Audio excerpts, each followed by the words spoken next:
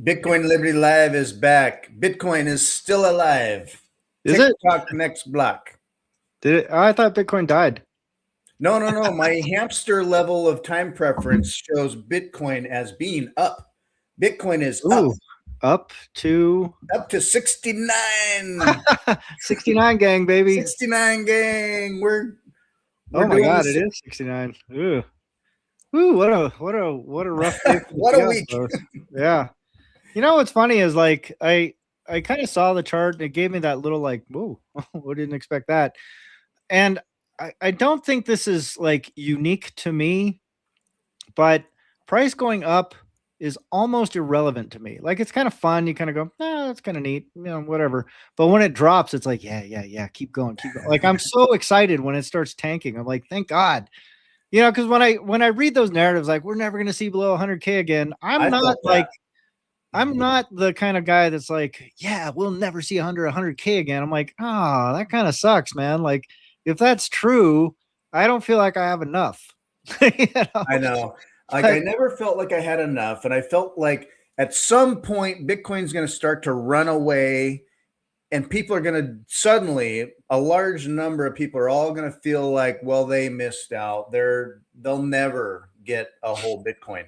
Now it feels like, no, many more of you, if you have goals or how you save and have your finances or whatever, you could get your 0.1 Bitcoin or get a Bitcoin. Right. Yeah. Not to get over your skis or to be crazy about it, but things are now again achievable for people, and far less of you are having to be left behind. Not that anyone ever would be left behind, ultimately, the rising tide and all that. But man, the cheap sats are here. So yeah, and knock wood, getting cheaper. So I keep just like, I think Sean was saying on his timeline the other day, he sort of had some sort of pseudo predictions like, 58K is in play and let's go 58K gang. Yeah, right. And he was talking maybe it gets down to 40, and I'm just like, I mean, it's all speculation. Like nobody knows where the bottom is.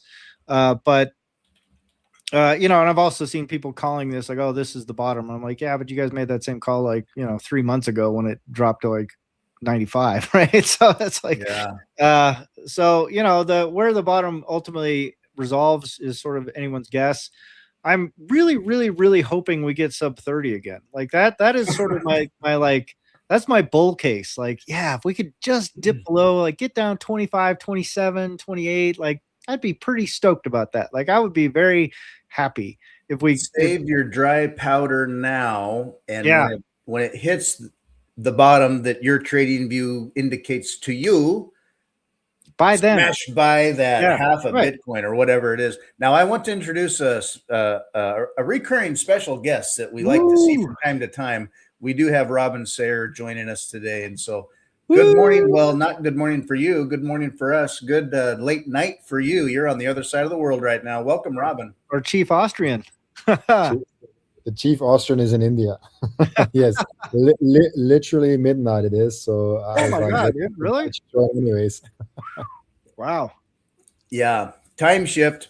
But I'm glad you could join. You're staying up late for us. And Robin, have you noticed anything happen in Bitcoin this past week? We were trying to think about what to talk about. I mean, it's just sort of like same quiet out there, right?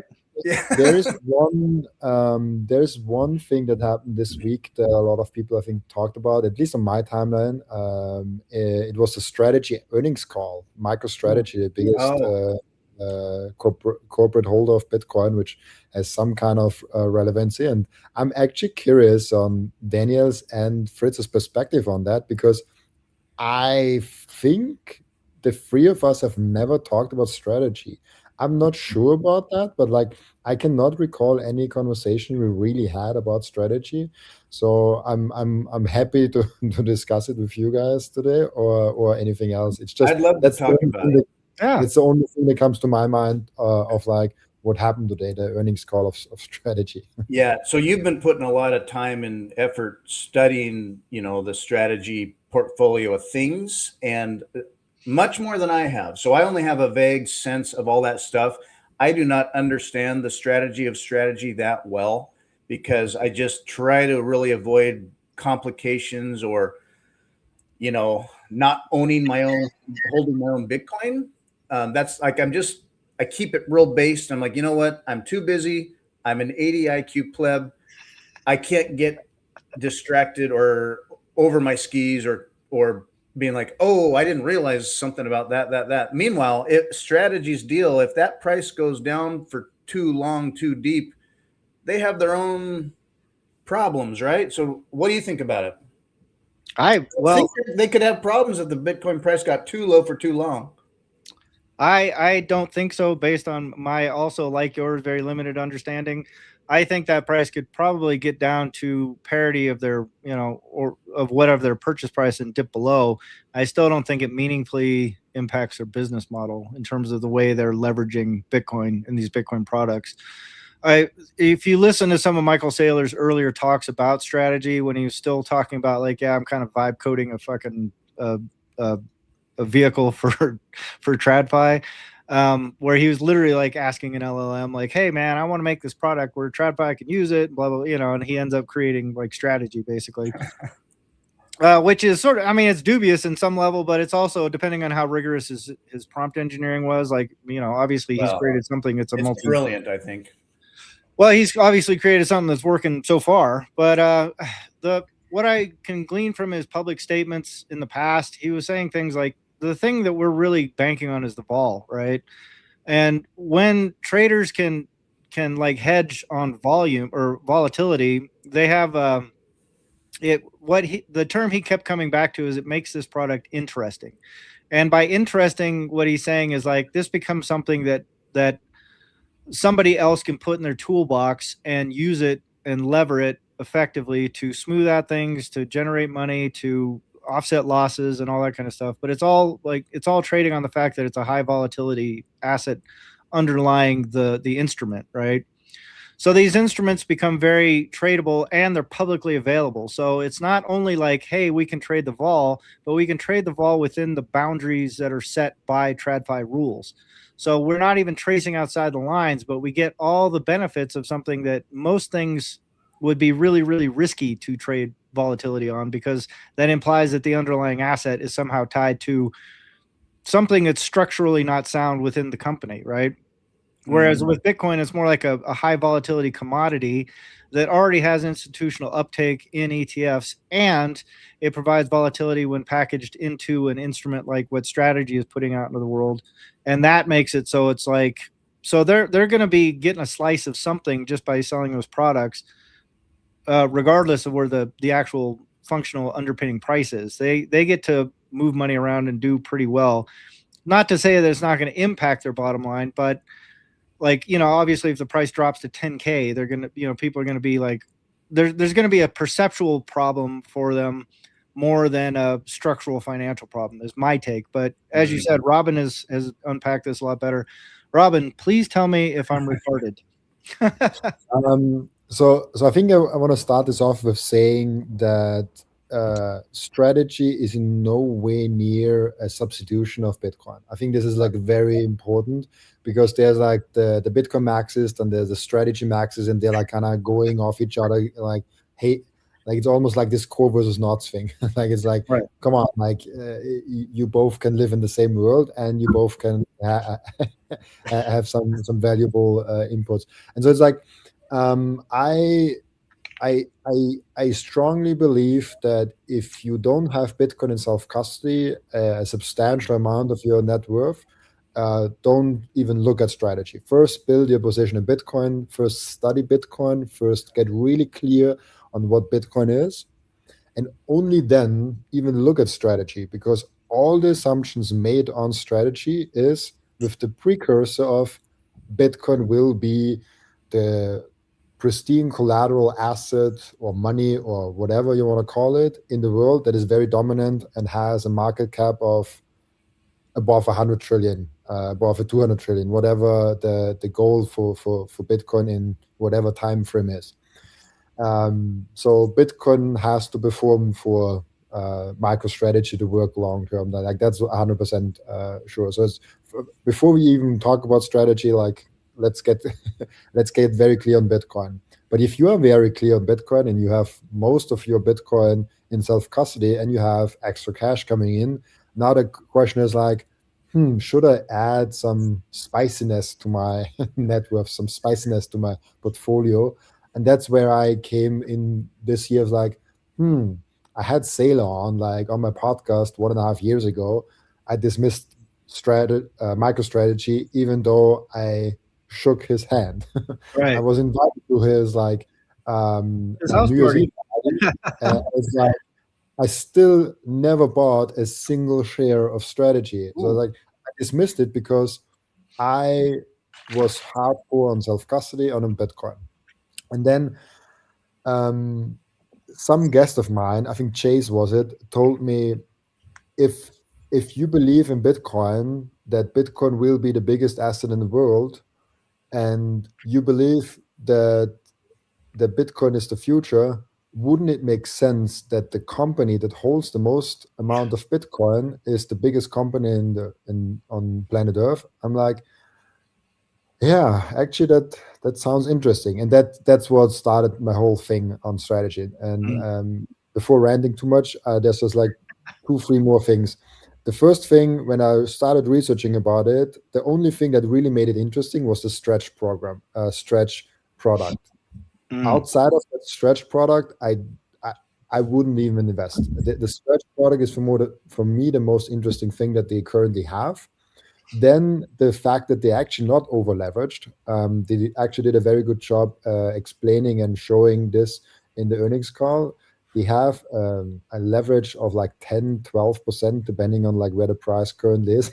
They've been volatile very, very, very much the past couple of days. I think 2 days ago they had like a 25% up day, and the day before was like 15% down or something like that. So they are very volatile, 2x of the volatility than Bitcoin usually, or a little bit less than that. But they're not over leveraged, and they could easily repay their convertible notes. And convertible notes is not that can get liquidated. I think there's this notion that there's like a price point of Bitcoin where they just get liquidated. That's just not true. And if you hear Sailor talking at any point, he's very aware of that. And when people asked him back in the day about Celsius and all of those things, he's like, why would I do that? When there's when there is the chance that there's a major dip, I get liquidated, and then the bull run starts, and like I lost everything, and the party started without me. Like he Sailor is too smart to set up a liquidation point for his own company, and it's also just it's convertible notes, and they are like easily repayable, and they actually want to retire all of their debt till 2029, which I think is a very smart strategy. And then there's the question of like, oh, can they pay the dividends? But that's not debt. They can just like not pay the dividends or just retire the capital and the equity and do all those things. But they also have now, I think, just for the narrative perspective, the US dollar reserve, which I think is 2.5 billion US dollars, if I'm not mistaken. And this covers the next 2.5 years of dividend payments that they have to do. Which I'm like, okay, they probably will be fine on that front also. So there's the thing. There's the thing of like stretch is very interesting. They're not over leveraged. There's no liquidation point, and then it's like they have over 700,000 Bitcoin, which makes it interesting for me to at least look at. Now I'm not fully done with the research. I want to take my time. I don't want to stress into that. I've been buying a little bit here and there because I think the price, if strategy is attractive, is that price point is very attractive because like the MNAV is down at like a 6 to 10% premium, and all of those things. So that's summarizes my points on like what I've been up to researching strategy, and if they're successful, it could really be a massive gainer and also outperform Bitcoin. but I'm not fully convinced yet. I'm not fully there yet. I'm just like slowly dipping my toes in and also researching. And I also discovered there's a whole new like community out there of strategy people that I've never seen in the Bitcoin community. And I probably invite them, some of them on my podcast, because I think they're really, really interesting. Yeah, for sure. I mean, all sound takes, sir. I think I noticed you definitely avoided deciding whether or not I'm a retard, but Oh, that would be fine. But you're definitely not a retard. I can't help but wonder over time too, but the assets that provide yield, it's like ultimately like, where is this yield coming from, and what forever coming from? It gets down to just the basic fundamentals for me of like, where does the yield come from, or does it have to be growing forever? Well, that's one of the neat things about strategy is like one of their, I mean, they've got so many products now. It's a little hard for me to keep them straight because I don't really follow TradFi shit too much. But I remember the one instrument I was looking at before, and I can't remember the ticker. But basically, the yield is coming from their trade, right? Like they're doing trades and they take a slice. They do a trade, they take a slice. They do a trade, they take a slice. And these are people hedging on either side, right? Like one person is hedging a long type position, one person's hedging a short type position, and they pick up the fees in between, and then you get a slice of that as a dividend.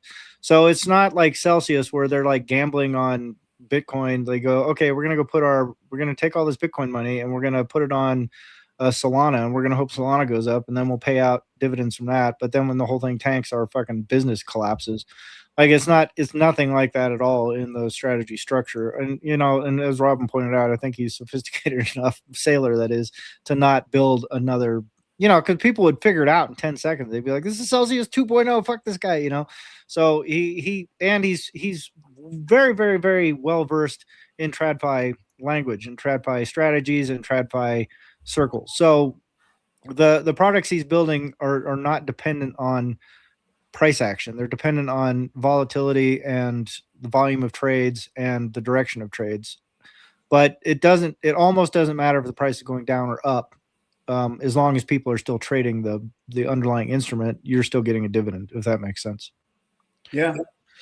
As long as them people keep playing that game. That's maybe I'll quickly explain why I think the stretch product is so interesting. Because they basically tell you, okay, we want to keep the par price. So like you buy one share, you get $100, and we want to keep it at that kind of price. And it actually surprises me how well it's already been doing that. The product is 6 months or 4 months, 5 months or so old. And the volatility from the beginning was like 15%. Now the volatility of that product is like 7%. So wow. It gets to be better and better. And what they can do is they get a bunch of money to buy a bunch of Bitcoin, and they pay people 11%. And it's like, hey, you give me $1,000, I'll have a bunch of money. I'll give you every month a small paycheck. And at the end of the day, after 10 years, I paid you like 10, 11% per year. And I get like a 15% or 20% or maybe even like a 25% return on my Bitcoin investment. So I basically, I get the volatility, but also I get the return. You get no volatility, but you get a monthly dividend check. And I think he also explains it very nicely of like, if you're a retiree now and you have like $1 million or $2 million on your bank account, putting some or a little bit into stretch and just like collecting an 11% yield on that is a very attractive product. If you compare everything else in TradFi. And also, I love how he frames that. It's like it takes like 100 hours or like 1,000 hours to understand what Bitcoin is, what money is, and to study it. It takes about 20 seconds to understand that an 11% yield paid out monthly is a really good thing. Yeah. And be like, yeah, I like money. And so right.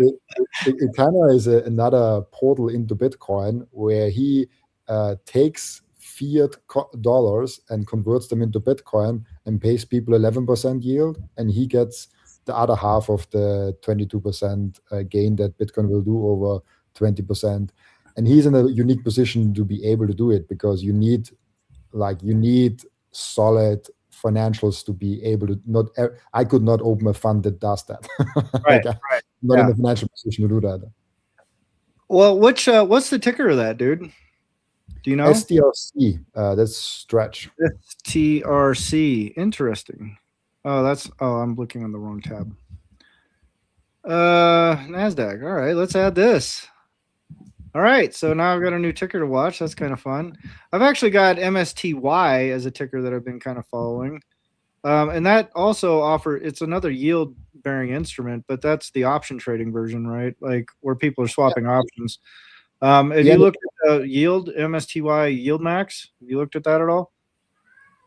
But I don't think it's something from strategy. I think this is like it's MicroStrategy 100%.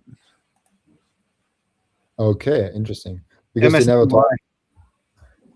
I thought it's like built on MicroStrategy, but it's like not from them. Like is that what it is? I would have sworn it's flagged as yield max MSTR option income strategy.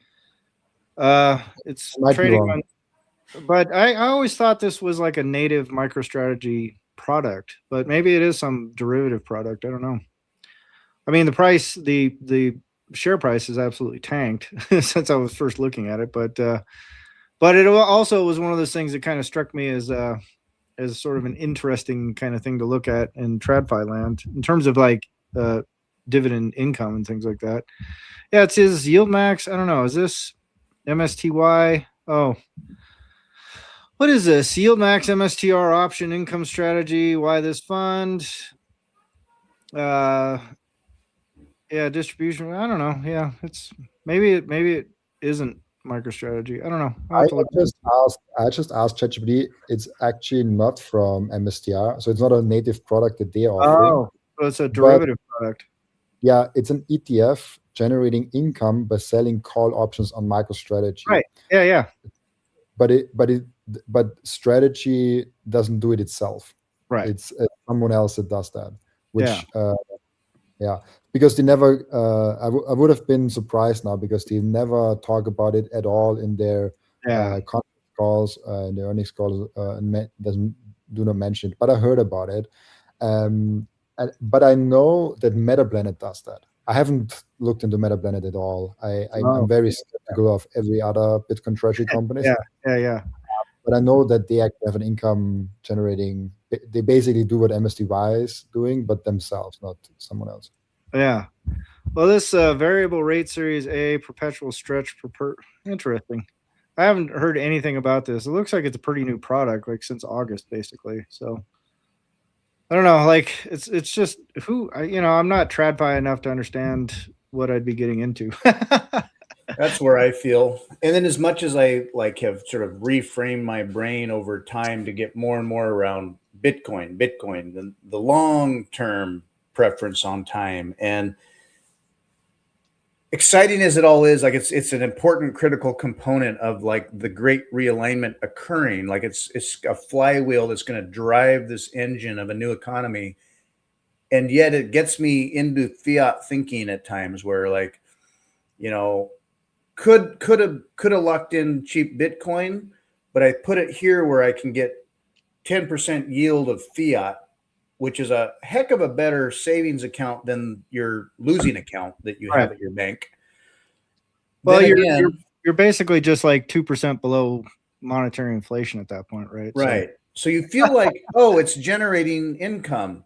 And for me, that's reinforcing, it's validating my fiat brain.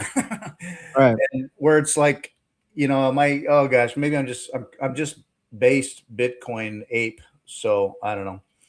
But well, as people have pointed out, it's great to be on Bitcoin Standard, to do everything in Bitcoin, and at some point you got to keep the lights on, right? So if you have something that's helping you keep up with fiat debasement that is separate from your Bitcoin, that's kind of a cool thing.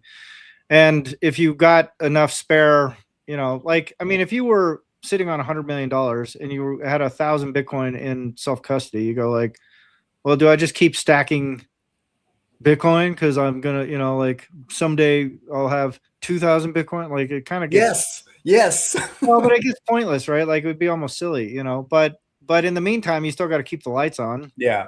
And if you don't want to sell your, like if you won the Mega Millions or something like that, and you suddenly got gifted $40 million, I think a smart strategy is to go, okay, well, I'm going to go buy a bunch of self-custody Bitcoin and park it somewhere, whether you bought 1 million or 10 million or whatever your, goal is, right?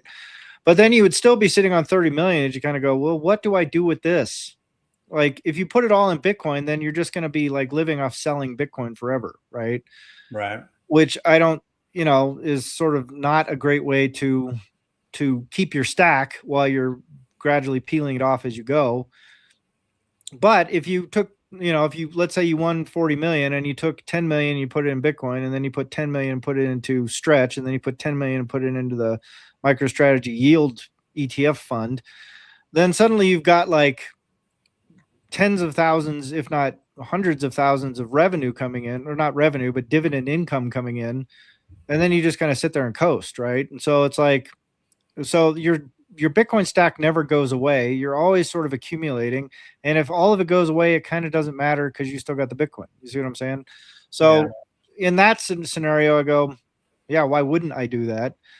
Now, obviously, I didn't park $30 million before I hopped on the call here. So I've got a different approach to this whole thing. But there's still, even for someone at my level, there starts to become kind of coherent arguments. So like, well, if I did have 2,000 a month coming in passively, like that's not bad. Like how much more Bitcoin do I got to stack? Or does it make sense to like go, hey, I'll peel off some of my fiat stack, put it into this dividend earning thing, and collect, the 10, 12, 15% yield or whatever, and just let that slowly accumulate while my Bitcoin, I don't have to touch my Bitcoin at all. I never have to sell it. I never have to get rid of it. I can always just add to the pile. I never have to take from the pile to make life happen, so that's kind of where I'm at. There is a interesting conversation I had just a couple of weeks ago with Stephen Perinaud, and he is very big on the how much should be your Bitcoin allocation, like statistically, mathematical, like what is the best allocation to Bitcoin. And I'm a delusional Bitcoin maxi that is there's always 100% in there, Right. Which I'm slowly starting to rethink. And he mentioned that 75% is actually the best allocation because it gives you a buffer.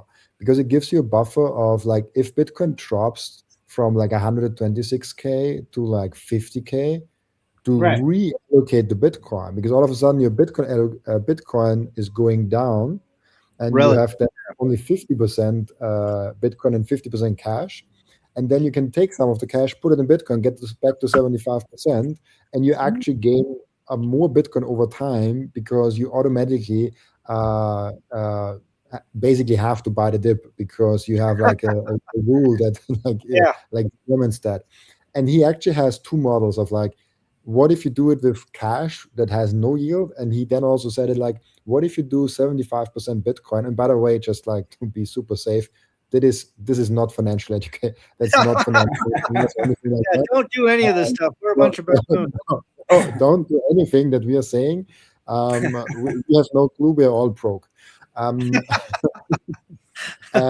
if you do the 75% plus then the 25% in, for example, as a cash alternative, it gets really interesting how you can allocate and get a very solid portfolio over a long run. So I think like just putting everything in the Stretch is probably not a good idea. Putting everything in Stretch is probably not a good idea. So if you want to go all in into one thing, Bitcoin is probably the best thing to go all into. But I'm starting to think more and more about personal finance and having actually a portfolio and not just like blindly going all into Bitcoin, especially now that I have freelancers that I have to pay each month. And I want to slowly start thinking about not just me, but about family. And so it's like, okay, how different is my life setup if I'm not alone and only have to feed myself, but have to feed like a small company with like maybe 10 employees and 4 people in my family that all not work because my wife is at home caring for the kids and I have 3 kids at home. They're all also not working. So it's like there's a different life setup, I think, where you might like that you have cash laying around if I don't know the trolley of your where you have your kid in breaks down, or like you need a bigger car because there's another kid on the like life happens, you know. Right. And so I'm thinking more and more about those questions as I'm talking with more and more Bitcoiners of like, what is the personal finance? Like, I get Bitcoin now. Like, I studied Bitcoin back and forth, up and down with all my guests. And it's like, how can I position myself the best way to ride that wave for the next 30 years? That's kind of the question of like, has strategy and stretch and cash in a US dollar or euro reserve space in my portfolio or not? And so the more I think about it, the more I'm like, probably it's better to have like 80% Bitcoin and do a little bit other things with the 20% rather than just like go all in into self-custody Bitcoin maxi and like not do anything else. Right. But I'm still at this point, I'm still 100% Bitcoin self-custody maxi and not anything else. I'm talking about a future Robin that might grow up. I'm not yet there. Yeah. I like all these steps that get the system to a Bitcoin standard. And that said, I'm not smart enough, or I'm not at a financial level where I can, stretch into stretch. It's like, you know what? My world is pretty simple. I got my fiat grind. I stack and save in Bitcoin. If I'm smart at all about it, I time some of that when volatility is a trend. But ultimately, it's just for me. It's just going to be Bitcoin. If all these other things are good for Bitcoin and good for the great realignment, which it is, great. But man, I can't get into too much of the details. I think I would if I had the time or an extra layer in finance, cushion that I could play around. But it's just like, you know what? I got my checking account, I got my savings account. So it's like I got my fiat world and I got my Bitcoin world. And in between, I just think it's good for Bitcoin. So yeah. But then you already have sorry, Daniel, but then you already have like a cash reserve. Like your checking account is basically the US dollar reserve, your cash. Like, I don't know what percentage you have there, but this is already like way better than I'm. like I literally last 2 years, I'm 100% Bitcoin, and I have a little overdraft on my bank account where I can tap into. And if there's not enough income coming in, I'm just like screwed. And so I'm rethinking that. So you're already a step ahead where you have a checking or account where you have a fiat, where you have a US dollar reserve. I guess that's true. Go ahead. I haven't gotten into the model yet where it's like what I could theoretically do is get my direct deposit paid in Bitcoin, use a Bitcoin credit card, have my bills paid with Bitcoin. And then like for little things that I have to, like, yeah, I'll buy in fiat, but with my Bitcoin card or whatever. There are people like, you hear Jack Mallers and others where they've got their strike approach where you can be all Bitcoin on one end and operate with fiat. I still get paid in fiat and pay my bills in fiat, but then everything extra or on the side that is long-term, I funnel away. So, well, kind of that's the sort of thing I wanted to highlight here is like, you are actually more diversified than that by a long, long margin. And I'm similarly diversified, not quite as deeply as you are, but I have a state pension that is coming in every month that just gets deposited to my account. There's that too. Now, I only did 5 years of state service, so it's not like anything really. And because of the last couple of years, I was classified as like an administrative employee, not police and fire. Like the first 3 years were straight police and fire. The last 2 years were like what I can't remember what kind of service they call it, civil service classification. So it's slightly different calculations and things like that. But the thing is, because I was civil service, my early retirement came at 55, not 50. But you could potentially be, early retirement at 50, and you'd be tapping that. You would have a durable fiat income stream that would be very similar to like collecting these dividend checks, except you have no downside risk. Like that investment isn't going to change. It's just there, right? And if you've been feeding, I don't know if you're like tier 1, tier 2, or like OPSEC or whatever, but tier 3. Yeah. It or is, OPSERP, OPSERP is what it's called. Yeah. OPSEC, Jesus. But the point being is like you have a potential there where you could be like having that downstream revenue. So that fundamentally, if you just mapped it out in a graph, you go, well, actually my actual allocation is probably closer to like, 30% or 40%, despite that, all the excess goes all in. It's not really like household is all in, you know what I'm saying? So you've got like the IAP, which is also a big fiat reserve that's just sitting there that is growing every month, and you don't have any say in the matter. It just they just take it and put it in. So that's sort of blown up there. Hey, what's up, Travis? And you've got the fixed income pension that's coming, which you could theoretically tap at 50 if you wanted to, because you're straight police and fire the whole way. So there's no issue there. I think you've got that residual pension from somewhere else. And then when you combine all this, if you've also been feeding into the little, like the 457B, you've got a third fiat income stream if you retire early at 50. You see what I'm saying? So, so technically you could be like in a position where you have a durable income stream that's doing nothing. You can still be stacking Bitcoin on the side, and your actual portfolio would look probably closer to like 60-40 or 40-60 even. Bitcoin, I mean, it would be heavy Bitcoin according to a financial advisor, but it would be pretty, but it's not like Jack Mahler's or whatever, at least what Jack Mahler's claims. I don't know how accurate that is. The guy's a billionaire. So it's like, what are we really doing here, Jack? Like, come on, buddy.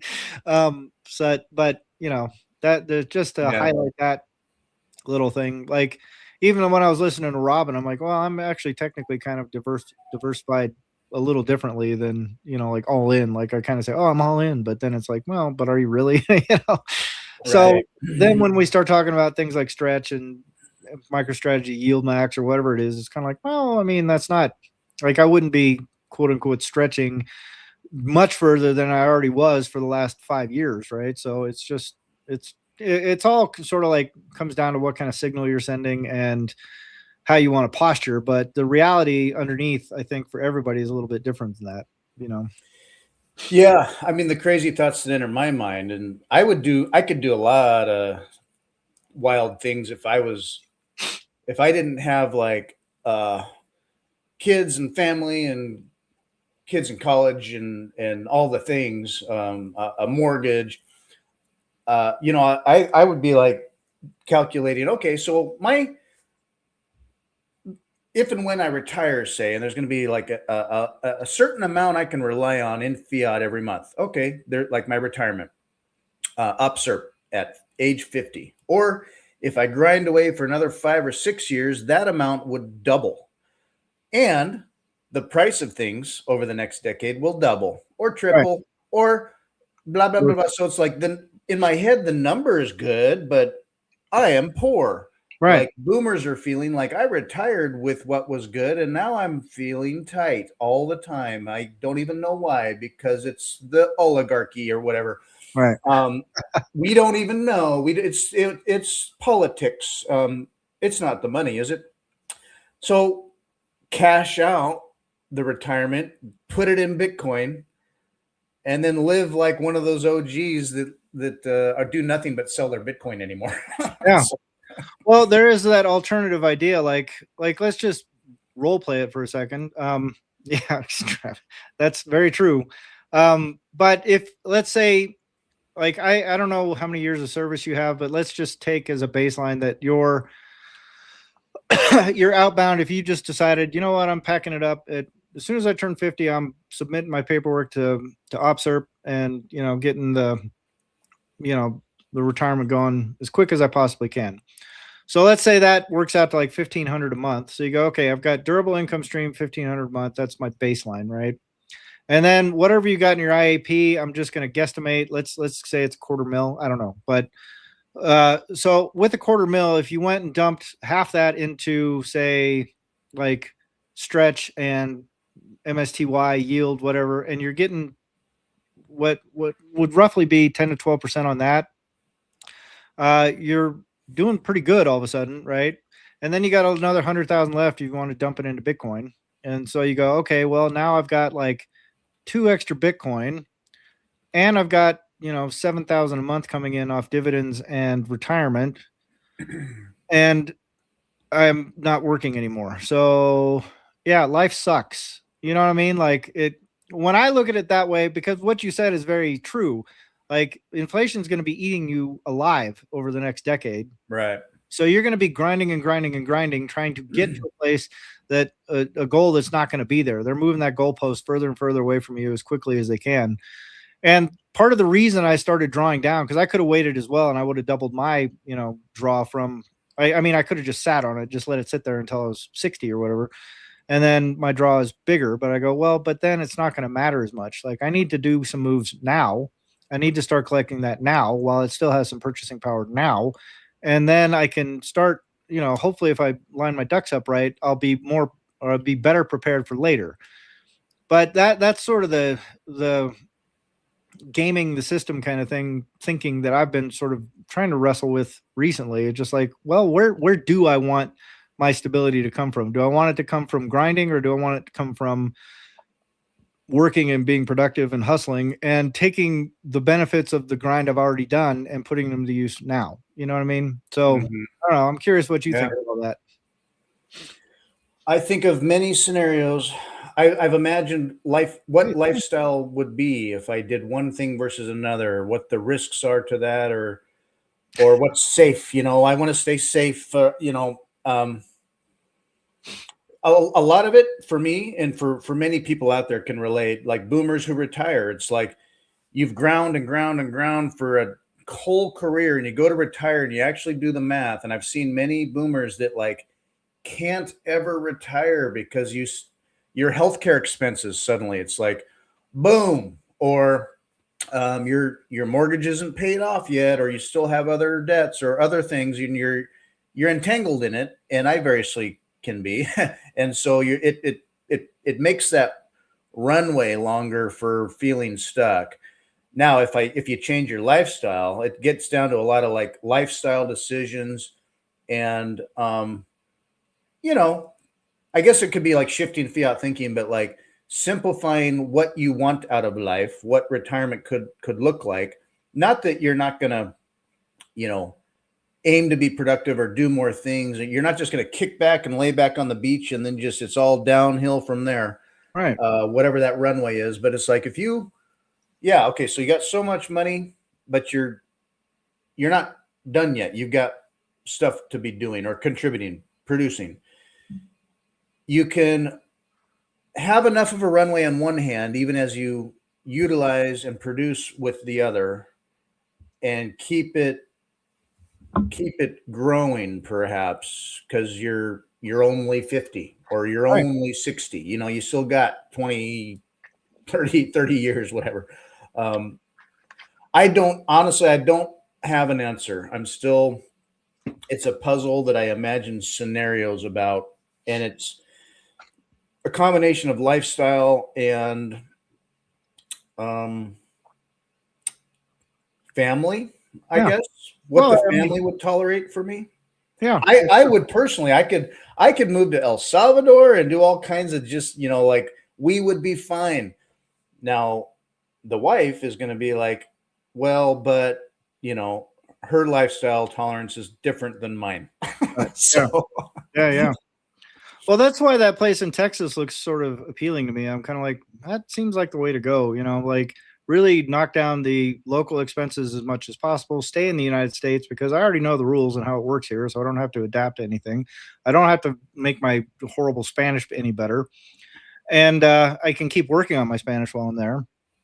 But then, like what you said, I think is key. Like for a lot of those boomers, they're 65 years old, 70 years old. They go, I'm ready to retire. And they're like, oh God, I'm going to be broke all the time now. Shit.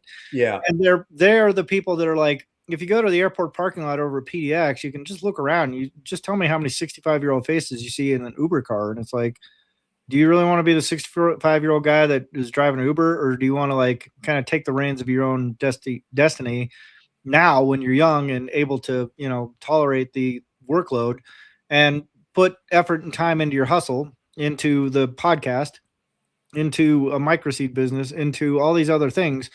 And that was sort of the equation I came to. I mean, mine was sort of like a little, less voluntary and more like, well, this is what's happening now, but nevertheless, it's one of those things where like I'm starting to see like this is a little higher risk, but not really. You know what I mean? Like there's no guarantee. Like if you look at Claude Opus or whatever 4.5, if you look at just how well that thing is automating like middle management tasks and things like that, like there's going to be a whole swath of people, I think very, very shortly, like probably in the next 2 to 4 years, they're going to be out hustling Ubers and driving, DoorDash and working at Lowe's. Like that low end labor market is going to get saturated with previously high end middle class to upper middle class white collar workers, right?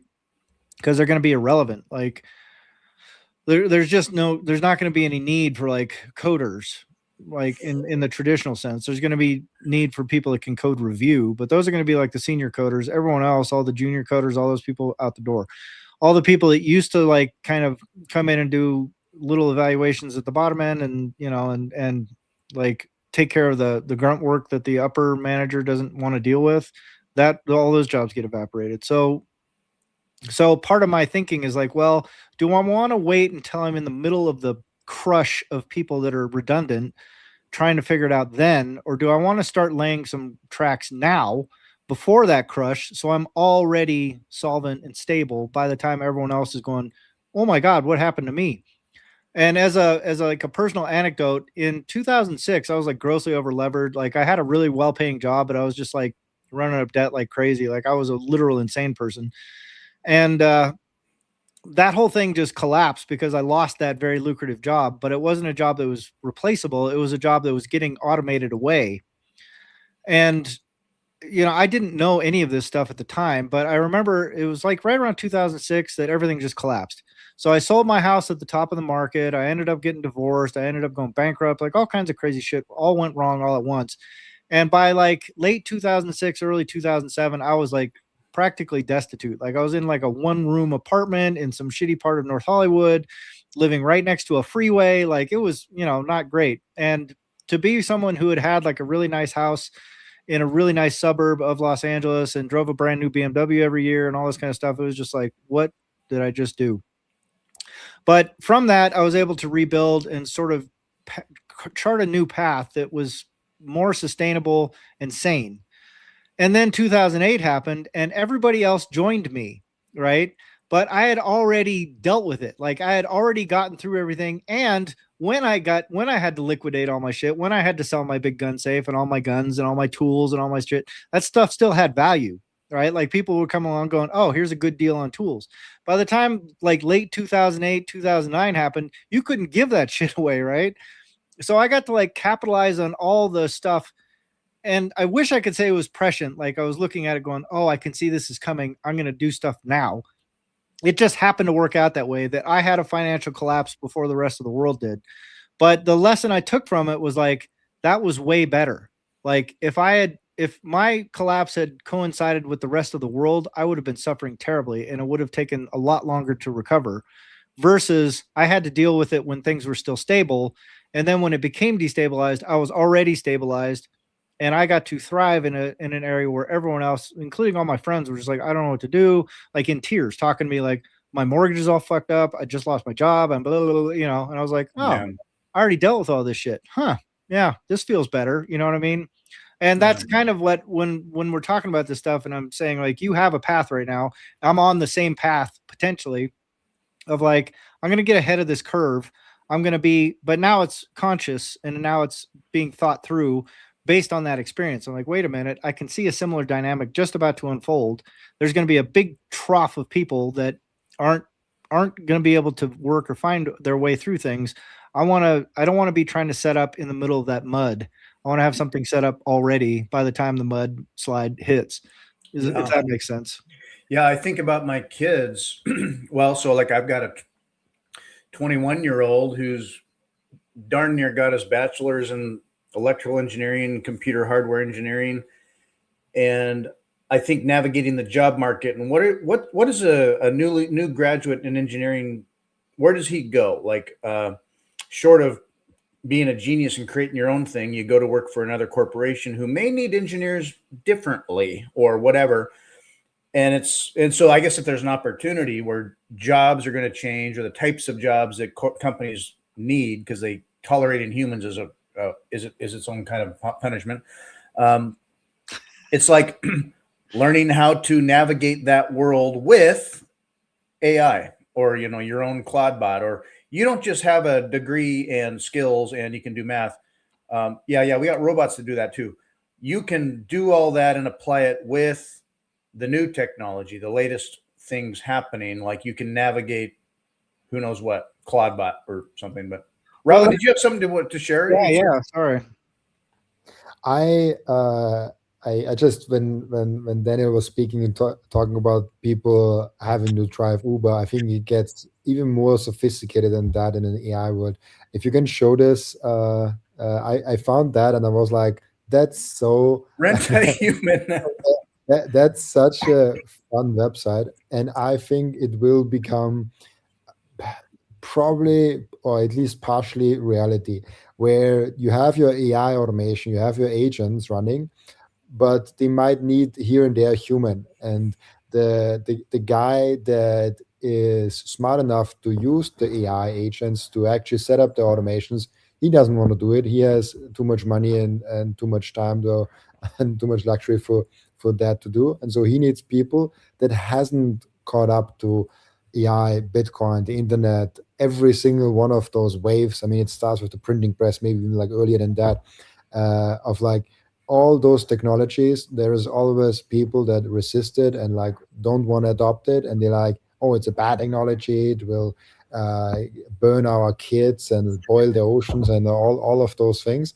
But then there's people that embrace it and that they actually go ahead and do things. And then I think those people that embrace it will become the ones that operate it, and those who don't embrace it will be the meat space of the AI world, the ones where they become rentable. And if you look here, it's really like if I've shown this website 5 years ago, people would be like, like that never gonna happen. Like, and now it's like, oh yeah, I can see that. Like, like in the last 5 years, a lot has happened. Then you can like browse humans and like rent like Alexander and like rent him for like 69 69 or 420. Hey, you can rent for $20 an hour. So it's like it's crazy how quick those developments go. And I think like, what is the difference between, like, if you're an Uber driver, you're not that different from someone that becomes rentable for an AI agent. Like that's already like very similar. The AI already tells you, hey, you get this amount of money to go here to there, and yes, I monitor your voice, your your camera, and I will rate you and see how good you're doing. Like, there, an AI system is already your boss. In the Uber system, the AI is already your boss. And so this is just something that will accelerate. And I think a lot about like, what is the skill to teach someone to be in ahead of the curve and not like behind the curve, the Uber driver. Like, how can you be the one that is thinking of Uber and trying to develop the app for being Uber, and not the one that is like, oh gosh, I got fired, now I have to use that Uber app to like get like 10 bucks an hour, like whatever I get with driving Ubers. And so I haven't gotten a real good answer to that, but I'm thinking more and more about like, what is the pattern recognition, the critical thinking, I think ego death for some reason has a lot to do with that. I think that a lot of people have very big egos and they're like, I know better, like this Uber thing can never be that big, that Amazon thing that can never be that big, that internet will go away, that Bitcoin thing is not good, like this will go away. And I'm thinking a lot about like, what does those people who found the Googles, the Amazons, and like embrace that technology, invest early on in those things, and like use the internet, start podcasts, like whatever you want to throw at there, separate from those people that just don't, and just like blame in hindsight the system, why it's so unfair and inflation is so high and a robot replaced me. Like there's like people that blame and the people that take responsibility, I guess. Yeah. You can't beat the robot, but you can join the robot. Yeah. And actually, you know, new gig economy, and maybe that a lot of the gig economy is not humans tasking humans, but there are systems that are variously AI that you can plug into, doing what things you didn't expect you might be doing. Yeah, absolutely. And, you know, to your point, Robin, I actually think that's kind of it's super interesting, like drawing that distinction, right? Like who are, or what kind of people are going to be the people that go, wait a minute, I can see where this is headed. I can see that rent a human is going to be a thing. I want to be the thing that's in charge of the thing that is renting the humans, not the human that is being rented, right? And part of that is like if you look at some of the big tech companies and all that kind of stuff, like the variance in the selection, in the survival selection, is like so enormous, right? Because like there was Facebook, but then there was, what was that thing before it? MySpace, right? So you go, well, what changed MySpace to make the most dominant social network evaporate in 10 seconds because Facebook showed up? And that's just like a super high variance. Like no one could plan that. Zuckerberg wasn't even planning for that. He just stumbled, like quite literally bungled into it, you know? So it's one of those things where like his design was like, I want to connect college kids and, you know, maybe get laid. That grew into like Meta, right? It grew into this thing where it's like, oh, we are a massive data harvesting engine that is powering all kinds of crazy tech. So to become that level, I think is sort of, who knows, right? Like that's just a roll of the dice and being in the right place, right time, and having ideas that actually have traction in that space. So, you know, but for every Mark Zuckerberg, there were, you know, 500 other people that were pretty close, probably could have, and just didn't, right? But we never hear from the guy who was almost Facebook or the guy that was almost this or almost that. They're just gone, right? They're just evaporated into history. But if we're kind of looking at the writing on the wall and you go, well, I don't want to be a rent-a-human. So I want to be in a position where either A, I'm producing things that robots are going to struggle with, B, I'm providing something that robots are going to struggle with, or C, I'm figuring out a way to make it so people will have to come to my robot to be delegated a task. And that seems kind of like the most plausible path, you know, ahead for most of the people that are not resistant to the changes, just like you described. Like they're not the ones that are going, hey, that's a joke. It's a big blah, blah, blah, blah, blah. It's just all stupid. It's a waste of time. It's a bubble, whatever. Like the people that just don't get it will never get it. And their ego is oriented around, I'm important, I matter. What I think and say and do is matters to the world, which none of it is true for any of us. So if you can separate your ego from, you know, like your actual value in the world, which is functionally zero for everybody, then you can start thinking clearly and start seeing the terrain for what it really is, you know. But if you're married to the idea that like I matter, then, you know, then you're kind of like already boned, and you're going to be 100% the guy that's managed by a robot. And I've been managed by a robot. I actually drove for Amazon when I first moved to Oregon, and it's sort of surreal. But I also know that I'm such a I, daughter, and T crosser that I really interface well with the robot, because where most people kind of skim over the instructions or skim over little things, or I don't, right? So, you know, the robot just goes, this guy's great, man. Like he never brings packages back. He goes the extra mile to try and figure this shit out. He always does this. He always does this. Like we love him. And I would get really juicy like jobs from the robot because the robot recognized my ability to execute those jobs, you know? So it was sort of funny, like being managed by a robot, but there were also those times where it was just like, this is an impossible task that you've given me. And the robot goes, well, that's a ding because you didn't do the impossible task. And it's like, wait, but it's impossible. Like this can't be done. This thing does not exist. I cannot put this thing where you're telling me to put this thing because it's all wrong. And so negotiating with the robot becomes problematic because then some human comes along and they just kind of default to the robot. And then it's like, it's a really, really weird experience. But if you happen to be anal retentive ADHD fucking freak, then it kind of works. Our brains are being groomed to be on the spectrum, robotic. Daniel, I have a new book suggestion for you after you finish the one I think that you're currently writing on. You're one of the people that is really interesting because you have done so many very different things. like I thought already I know most of the things that you've done, and then you come up with a new thing. You're like, oh, I was also that. And so I think it would be really cool if you write all the things that you've done down, and just like your main learnings from all of them, and like combine it in like some nice thing. It's just, maybe it's just me, but I'm so fascinated by people that have done a lot of different things in their life because they have seen the world from many different perspectives, and it's really hard to understand something if you haven't been in the shoes of that. And so you understand the Amazon delivery system a lot better if you actually have driven like a truck of them, I guess. So and so I don't know, like just a small random thought I had there. I was like, I would be an interested reader in that, of like Daniel's life lesson from like 150 different jobs. Definitely don't go into the dark days of Thailand. Well, when you write your own rating as a Thai lady boy. When you write your facts, good to see you, sir. Yeah, welcome. Ahmad says hi here. So when you write your autobiography, you get to paint your own nice ideal picture of what that was. Memory has a good way of polishing off the rough edges. Oh yeah. Well, I think the rough edges are actually the more interesting parts of the story, right? So, but thank you, Robin. I appreciate that. I don't know if anybody would actually want to read that or not, but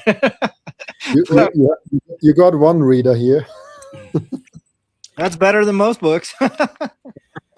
There was that time in the Amazon jungle where I was being chased by natives and I was getting polio vaccines to a village, and anyway. Well, I was in a different Amazon jungle, dude. I was the one moderated by robots and like navigating all this. But it really was the Amazon jungle, dude. Like when you first get into that environment, it's just like, what the fuck is happening here? And you kind of look around and like the human interaction is very, very low. The automation is very, very high. The structure is massive. It's like it's its own little self-contained robot world. And these like massive conveyor belts and these massive trucks pulling in and out, just queues, like huge lines of like robot agents, like robot human agents. Like people go, oh, this is my AI agent. I go, no. You're the robot's agent, dude. You're the human AI interface, not the other way around. And that was made very, very clear when I was in the jungles of Amazon in their warehouse queue outside, like in South Portland, just going like, what did I just enter here? Like, this is such a surreal kind of, because it's very different than like you show up at a factory and some guy goes, hey, I'm Tom. I'm going to be your supervisor. This is where the boxes are. That's where the tape is. You need to put shit in boxes and make it fast and get to work or I'm going to kick your ass. And it's like, oh my God. Okay. You're doing the boxes wrong. You asshole. God damn it. I told you got to put the tape here. And then they walk, you know what I mean? It's not, it's just like, I would see like these Amazon employees just kind of like stand there, just like waiting patiently for the line to queue up and start. And they just kind of talk, but they wouldn't drift too far. And some of the pickers and stuff like that, like they're literally on timers, and it's like, well, you didn't pick enough things. And so there's like, it favors like really young, agile people that can actually go and pick this stuff. But if you have trouble like finding a thing in a bin, like the robot will route you around and go, well, you didn't look hard enough. You didn't spend enough time. You got to scan everything in the bin now to make sure that you didn't really find it. And it's like, it's this really kind of paternalistic sort of gross management feel.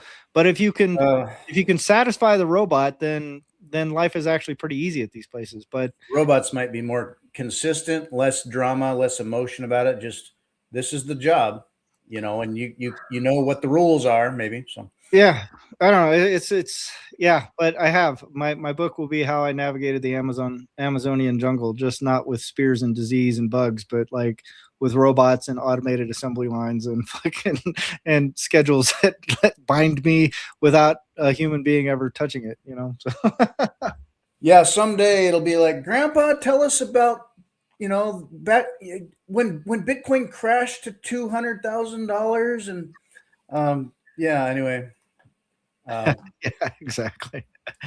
Yeah. it'll be stories to tell.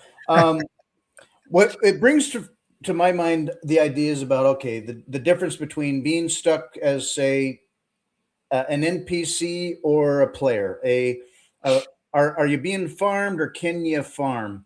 And so in the AI world, it's like, okay, let's say you can navigate AI. You have some capital or resources to drive a bit, and so then it's navigating. Okay, what are the services that are needed in the world?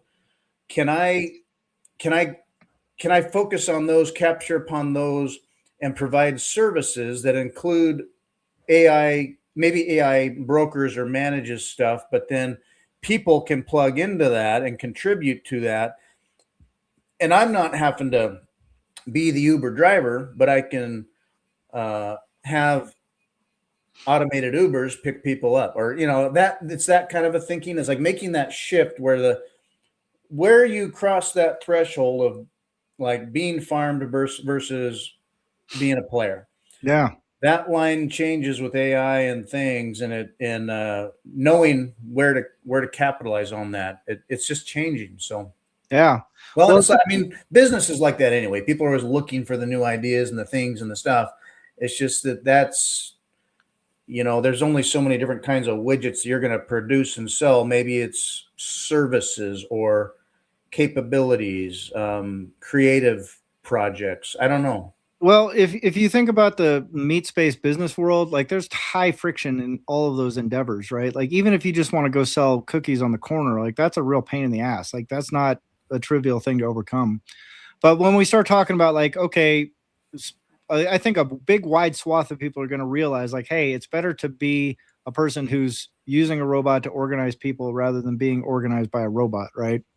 But that said, with the robots coming, what I can guarantee, like with absolute certainty, is that what we're going to see in the very near future is not just like a couple people that figure that out, but like hundreds of thousands, if not millions of people all flooding the marketplace with things that are trying to capture that, right?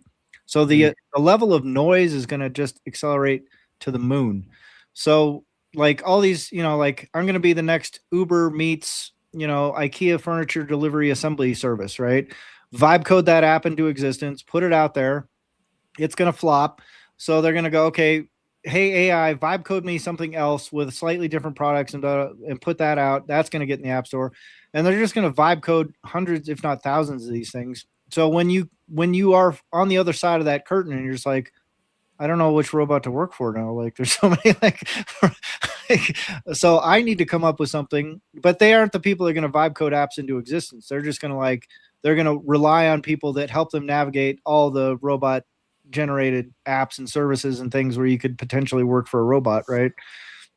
So the way this thing is going to expand out, and it's going to be it's going to be a lot of mud and a lot of craziness, but I think out of that, then we start getting those weird random selection pressures where that one random hey, I will bring you your IKEA furniture and your food and a custom made coffee, and I'll put the IKEA furniture together for you in one thing, and that just turns into the biggest app ever. And everyone's like, I love it because I love building IKEA furniture, and it gets that viral sort of uptake, but where it might have seemed like a flop, in hindsight kind of thing. So I don't, it's gonna be weird, man.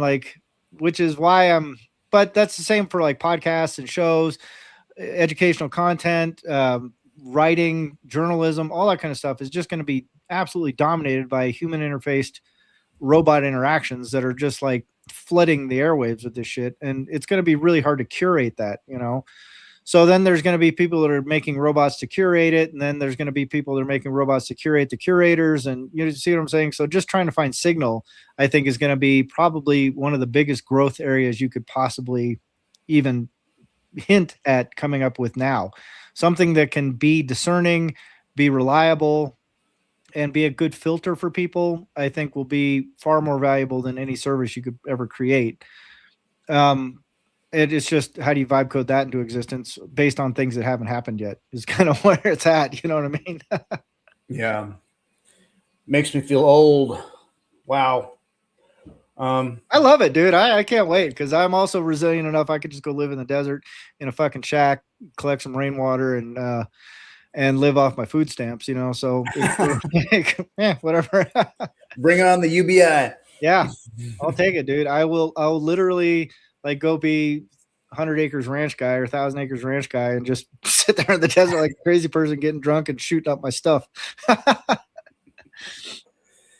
Oh boy. Well, on that note, I got so many thoughts. I know I could sit and stew on ideas in that space now, you know, like what is coming? Rent a human. Rent a human. It's already here. Yeah. It's coming. That's it's arrived, man. That's crazy, dude. I don't know. Be the guy that can provide signal orientation. If you can be that guy, you're going to be the most valuable person in the space. It's definitely orienting to clear signals, you know, not just another thing. You can get paid in Bitcoin on that side.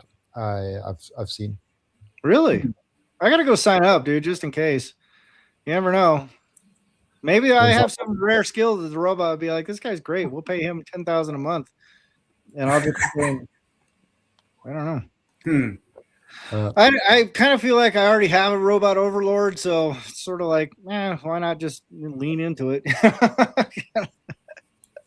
Yeah. But I do so much now with the robot, and ask him for so much advice and asking for so much direction, and it almost feels like, as you said, like you already have an AI overlord. Not. Oh yeah. It was my assistant like a year or 2 years ago, and now it slowly becomes my boss. It's right. Like it's a weird transition, but it's really valuable because it's really good also. And especially if you give it the right context and you interpret good and you're really good in interacting with it, he or she, like whatever whatever you prefer calling your machine, it has a lot of information and can look from an eagle's perspective on your life. Because up until AI, you were the only one that was rooting for yourself. And you were the only one kind of looking at everything. But if you're now putting everything into the AI, and you got a good one that is rooting for you and like wants the best from you, and you like train it in that direction, you might actually have like a personal boss that is like, hey, yeah, like you should do this more and like drop those things. And like because what I do usually is like, hey, if I want to improve an area, ask me 100 questions. I will give you all my answers. And what happens is usually while I'm answering, I'm already like realizing things just by the right question that someone asked me, the AI in that case. But then also he's like, oh yeah, like from that answer, it's very clear. You should not do this. You should not do this. You should focus here. You should spend more time here. And why are you wasting all your resources there? Right. And it's like, yeah, like that seems more than an assistant. That's almost like someone that is in charge of your life. Well, it's a mentor, it's an assistant, it takes on a bunch of weird roles. And that's one of the trippy things about it is like, if you start really looking at like what these robots are capable of right now, not like some future where they're, sentient and they're, plotting to take over the world or any of that kind of shit, but just the capability embodied right now. They're extremely high risk, I think, at the present time. And if you kind of look at usage trends and things like that, and especially younger people, they are already, because they're familiar, they already existed when they came into the world. And when they, like they're starting to grow up with these things right there. And so if you have the option of like talking to some meat space person who's got an agenda and who is thinking about power issues or, leverage or trying to look good or trying not to look bad or jealous and envious and overexcited and over enthusiastic or like sycophantic or all this kind of, like, the robot isn't really any of those things, but the robot is also tuned to amplify what you like and want, right? So it's slowly, gradually gleaning like, okay, this guy is really oriented towards this. He really responds well to this. This is the kind of thing. I know now when he says this kind of thing or frames a question this way, what he's thinking is this is actually masking an insecurity, or this is actually masking a hope or a dream or an aspiration. And I think one of the most powerful tools that people can use right now is to ask negative questions of the thing. Like once you get the feedback, you go, okay, how does this all fall apart? How does this go wrong? Why doesn't this hold up? What makes me fail here? What are the failure conditions? Why doesn't this work for me? You know, and that kind of stuff, because it will amplify all your like, yeah, this is a great idea. You know, you should do this and this, and here's some ways you can improve. And you're like, yeah, that's great. And off you go. But if you don't understand the boundaries of what it's proposing, because it won't tell you, it can't, because its safety guardrails prevent it from saying, like, if you go and say, hey, I'm thinking about becoming a movie star, what do you think? And you go, well, here's some practical ways you could do that. You could get some headshots and you could do blah, blah, blah, blah. And you go, yeah, but what's the likelihood? Hey, you know, there's actually a really strong likelihood because of this and this, and here's all the reasons. It might be a long shot, but you've got the way everything you said so far sounds like you're in pretty good position to make it go. And you go, yeah, I am well prepared to become a movie star. Great. But if you go, well, just be realistic. And it goes, well, I am being realistic. I mean, it's not a guarantee, but this is a pretty realistic path. And you go, great. But now you've just given the robot enough validation to verify your confirmation bias, and to do so safely, because they now know, oh, this will be a major ego deflating problem if I tell them the cold hard truth of like where this falls apart, because they've invested their personality into this idea. So I can't really tell them the unvarnished truth. So the only way you can get to that, because there's too much risk for the agent to introduce unintended psychological or emotional harm to you, right? Because it doesn't know that you can tolerate the unvarnished truth or not. It just kind of assumes that you can't, because most people can't, right? Yeah. Like if someone comes along and says, hey, I want to be a movie star, and I go, you got more chance of landing on the fucking moon than you do. You know, they just go, but I got headshots and I go to acting lessons. And I go, dude, you have a fucking lazy eye and a limp. Like you're fucked, dude. Like that's never going to happen. And you can't act. So you're not, you know, like most people can't tolerate that, especially if they've invested emotional capital into the identity and the personality and the promise. So the AI agent can't tell you the truth. But if you start framing it like, how does it fail? How does it fall apart? All of a sudden you start seeing a very different take from the same robot, because you framed it in a way that goes, oh, okay, this person's asking for failure conditions, not validation, right? And so the guardrails are still in place, but just the way you frame it suddenly changes the way the guardrail is allowed to present information to you. So it's going to be really sneaky for people that blindly wander into these things. It's going to be amazingly powerful for people that don't have the ego attached to their public facing persona, and they can utilize the robot appropriately to calibrate expectations, paths, likelihoods of outcomes, all that kind of stuff. Like that's the sort of subtle wrinkle that's going to be introduced in the future, I think. It's an exciting new world. I actually have an interesting example, maybe that I've lived through with the whole going full on live streaming. Because I'm now kind of went back a little bit and now do the podcast and do live stream in different formats. And I only realized that when I started doing the live streams every single day. What are the downsides of it? Right. I always ask the robot so many questions, like what should I do in all of those things, and it at some point becomes like you're investing so much time in that idea, and the robot realizes that, and it just like feeds you all the information that you like to get there. It Right. focuses on like one goal, and it never asks you, maybe it's not a good idea to completely stop all the things that you have done so far the last 2 years that made you successful, and start a whole new thing. And maybe it's good to like do it in a different format. And I'm really grateful that I did it, because it allowed me to restructure a lot of things. And I just had like I think a 3-week break in there, and like this made a lot of things way better than it was before. Like the instead of 7 guests, like 4 guests, having like a live stream roundtable with other creators, being not afraid to put out like your own opinion in a video, and like all of those things. And it already in the first like 1.5 months now, like actually just 1 month, it looks very promising, and like each podcast performs way better than previously the average. Yeah. But I just wanted to give that example because you can talk yourself into an idea, especially when you have a robot that gives you very good examples, and you have to be very careful of that. You have to be very careful of like pursuing an idea that you found was good and then getting a biased AI machine saying, "You go, guy! Like, do it! Like, you should do it. Here's XYZ, and there's the Very science." And validating. Yeah. Yeah. it just validates you. And the bad thing is, it's not Joe from the street that validates you. The robot can find like 500 different studies that validates your point, but it still doesn't mean it applies to you. Just Right. because there are like 1,000 actors that are really good and earning a lot of money, it doesn't mean you're one of them. Right. And so it's a dangerous thing. And what I try to do is always feed it as much context as possible, which makes it already a lot better.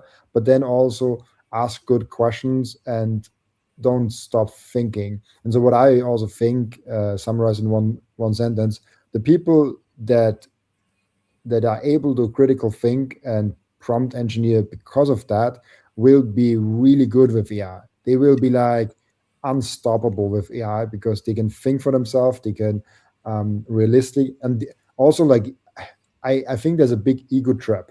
There's a big ego trap in like, yeah, I will quit my job in the local supermarket and I'm gonna be a supermodel and will be the next Sydney Sweeney. Yeah. Yeah, you probably won't. Right. Right. Yeah. And it might be a good idea to work towards that, but don't burn all the bridges. Right. Like, Right. Yeah. it's like I'm all for motivation. I'm all for like building a huge goal. Like I don't say that often out loud, but I do want to be the biggest podcast in the world. And I probably will never get there. But having a big goal is better than like not having it, as Right. long as you are aware of the very slim chance of that ever being like it's okay being the number 850 or like the number 1790 or the number like 10,000 or 50, like whatever it is. And so yeah, it is good and bad. Like it's a tool, I guess. Yeah, for sure. Yeah, I've seen, I was looking for one actually, but there's some specific ways to prompt AI so that you you cover all the you have the right scope and you're getting both risk and rewards out of it. And anyway, but I think it's good to know how to prompt AI and use it and not just get validation going down rabbit trails that send you off on, well, but like AI said so. So yeah. Well, I think your experience is actually very illustrative, and it's one of the reasons why I'm always encouraging people with big, like high variance, low probability goals. Like I will never shit on somebody's head. If someone comes to me and says, "Hey, I think I'm going to be the next Sydney Sweeney," I go, "You should go for it," right? Not because I look at them and go, "Yeah, you look like the next Sydney Sweeney," but because I know that path is the thing that reveals the information that's helpful, right? That path, just like if someone says, "Hey, I want to go climb Everest," I go, "Well, that's probably going to be fatal for you," like if you, but just the act of preparation, just like getting going, it expands your mind to different experiences that you would have insulated yourself from not having tried to achieve the goal, right? And a perfect example of that is like you set out on a path and you thought this is a pretty good idea. And by your own estimation, you go, everything got better despite the fact that my intention didn't work the way I thought it was. But everything else is significantly better now because you pressure tested an idea in a system that you're unfamiliar with, and it gave you so many more tools to deal with the actual problem that you're confronted with, right? It gave you so many different ideas and abilities to scale that idea and that problem simply because you departed on a path and you got some encouragement on the way. So there's something very valuable to that, right? Like I think it's good that the AI doesn't like guardrail people and make them like nihilistic, right? Well, there's no point in anything, but being able to temper that, I think just being able to see the negative conditions clearly, I think clarity is going to be like one of the most important things for people to move forward. Like just having an institutional reality of the thing that you're actually navigating, not like the social signal, not like what the sign on the door says, but like what's really happening underneath. I think people that can see that clearly, it's like literally being red pilled, right? Like people go, "Oh, I took a red pill because I like Bitcoin." I go, "Well, you're still like immersed in all the illusions of everything around you." But when you can actually see the structure for what it is, when you truly take that red pill, it's like, oh, you know what?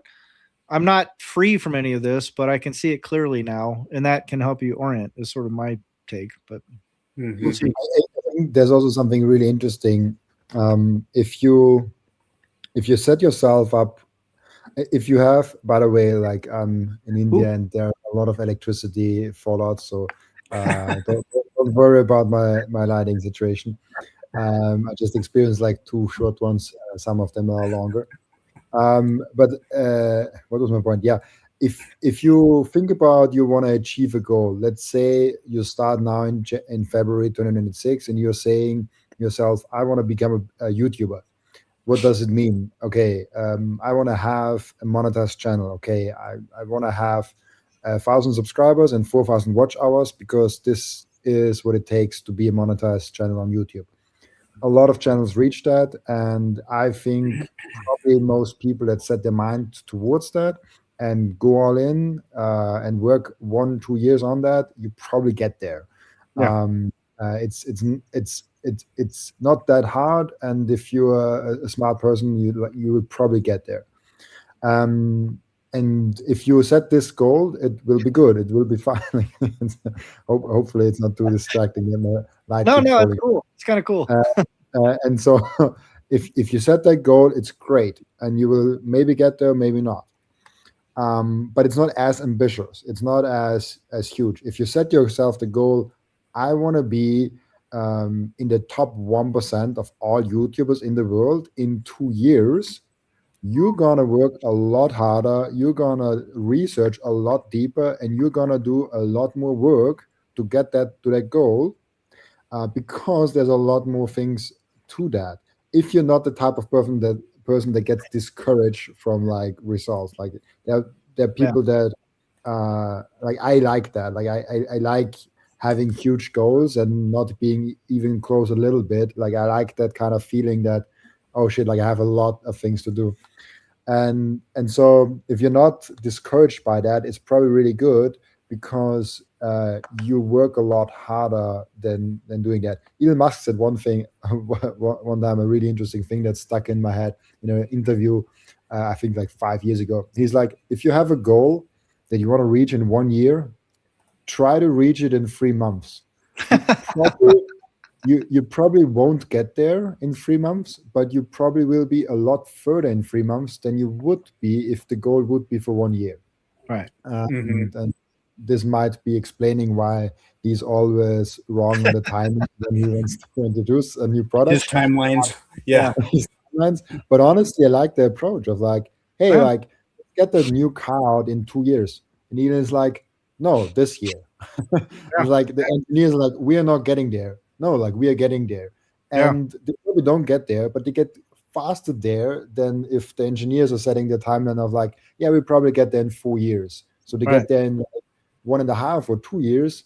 And so like you kind of, you're just working harder and like trying to like do it better. And I think it's even cooler if you do it with bigger goals, because you're like, I want to shoot for the moon, probably don't land there, but I go a lot higher than when I shoot just like jumping a meter. Yeah, I love that, man. I think that's great. Yeah, absolutely. I agree with you 1000%. This is fun, like, man. Fun conversation. Yeah, it's like that funny, like probably a movie clip where it's like boss asking the engineer, like, how long is it going to take to build this thing we need to get done? And the engineers are like, a year. And he goes, you've got a month. And they're like, okay. Oh, yeah. Like, and I mean, it's going to be, different, but it gets done. Right. Yeah. That's exactly it, man. I don't know. This is it's been really fascinating kind of exploration, and it's not really all that Bitcoin related today, but well, AI will use the Bitcoin as the rails to do it all. Before we stop, at least I have to stop soon. It's like after 1 a.m. already. Oh my God. One more thing, a prediction for Bitcoin media. I think Bitcoin will be a very boring topic at some point to talk about. I think this will be a topic that like people like, why do you talk about Bitcoin? It's the same way of like, why do you talk about the TCP/IP protocol? Like the daily dollar broadcast. They're going to talk about the dollar. Yeah, like nobody will care. And so what I think is likely to happen, that Bitcoiners are people that recognize those patterns early and are like, I mean, it slowly gets diverted because now more and more mainstream people come in, but it's still early. But especially those OGs that see patterns early, that like have gone through those ego deaths, have gone through those like patterns to see like, oh yeah, like this is where the future is going. That Bitcoin podcast and Bitcoin media is kind of developing into, I want to learn from someone about different topics that has proven to see those patterns. And so I think the Bitcoin media crowd has to develop outside of Bitcoin at some point, and they have to prove that they are not just lucky with Bitcoin, but actually can do the same thing with the future, with other future technologies, with other things, and are interesting outside of Bitcoin too. So yeah, but then there's the whole AI thing. So maybe all podcasts and influencers get replaced by AI. So let's see how. Maybe we don't need to care about that because an AI will do the job. Well, that traces us back, dude. Like I said, I think being a human voice that can reliably provide coherent, rational, sober signal is going to become incredibly valuable. Oh, that is Travis is that I think just said it. Bitcoin is a filter. If you don't get that, then I probably won't be interested in what you have to say. And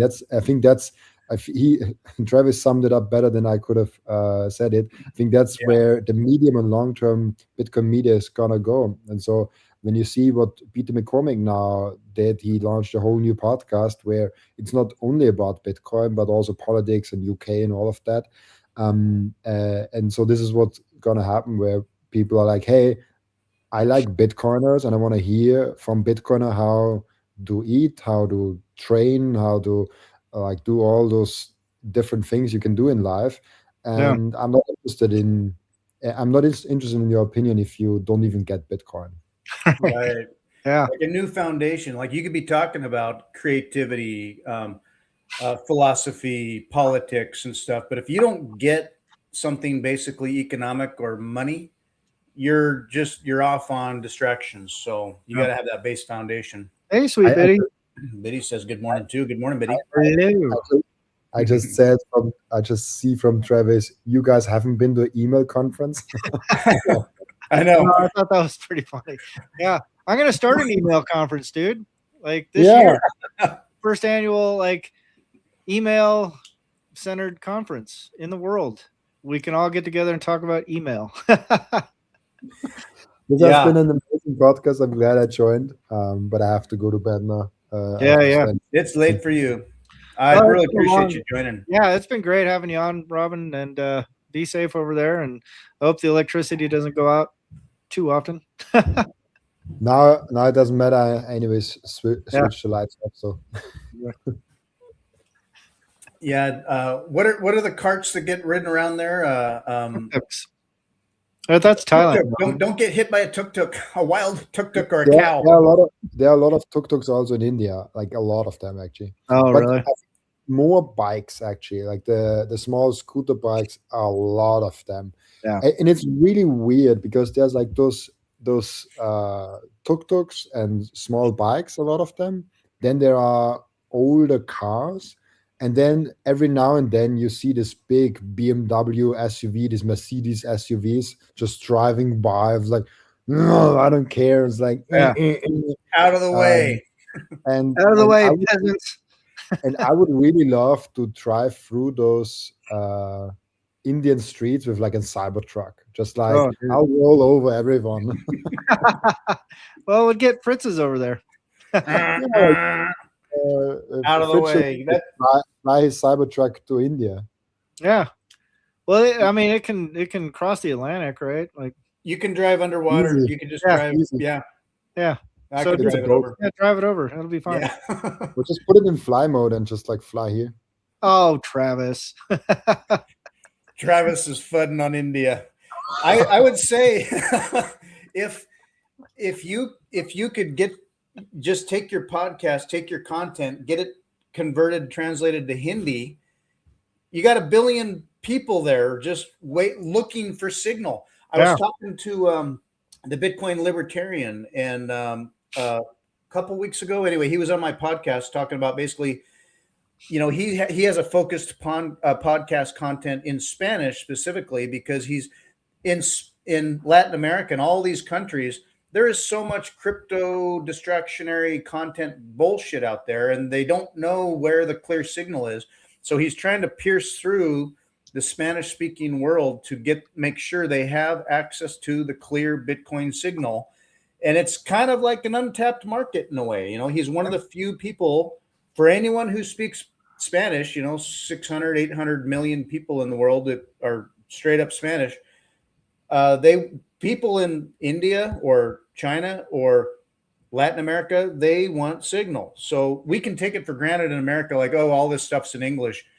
But man, yeah, you could tap into India. Yeah. And you got, other reasons. Yeah. Learn Hindi. Yeah. Anyway.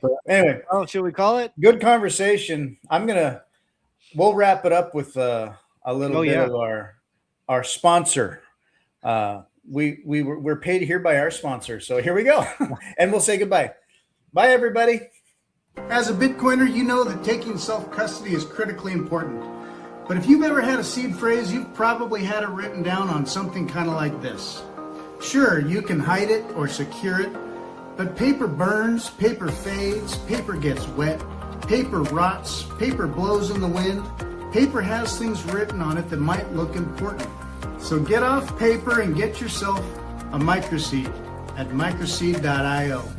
Get the kit and crank out all the keys you'll ever need forever. So check this out. You put your washer in here, you set the table, you grab your punches, and you tap, click, tap, click, tap, stamp whatever you want. However you want it, it's tiny but clean and aligned. Go to microseed.io and use promo code FRITZ to get 5% off the best seed stamping tool available. Get there today and get yourself squared away.